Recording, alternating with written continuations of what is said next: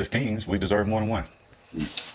And certain, and whatever religion you go by, Christianity, Solomon had 400 wives. A lot of them in the Bible had wives.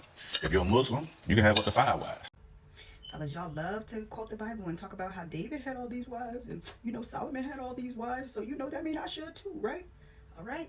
Y'all want to talk about it? Let's talk about it because y'all not finishing the story. So let me help you. You are correct. David did have multiple wives, but God never told him to. And because of it, his house was full of chaos. So much so that his sons raped his daughters. His family was divided and the sword never left his house. That's not a blessing, that's judgment. Yep, Solomon had multiple wives too. But did you actually read what happened? Did you know that those wives turned his heart against God? His kingdom split in two after him. That wasn't a favor, that was a curse. Every single time men in the Bible had multiple wives, it also multiplied their pain. Even in Deuteronomy 17:17, it talks about this. It gives a warning. It says kings must not take many wives or their hearts will be led astray. That's scripture. And according to y'all, the high value men, y'all think you're kings, right?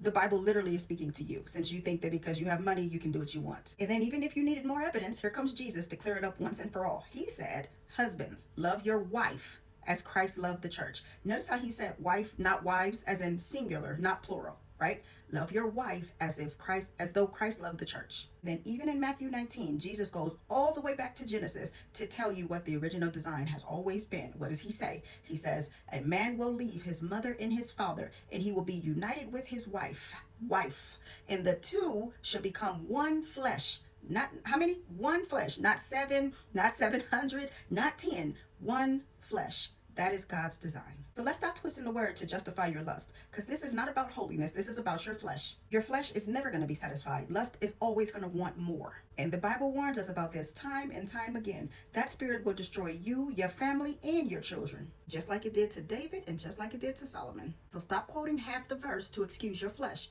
God ain't never called for you to have multiple wives. He called you to love one woman, just like Christ loved the church. And anything else is a lie and a curse.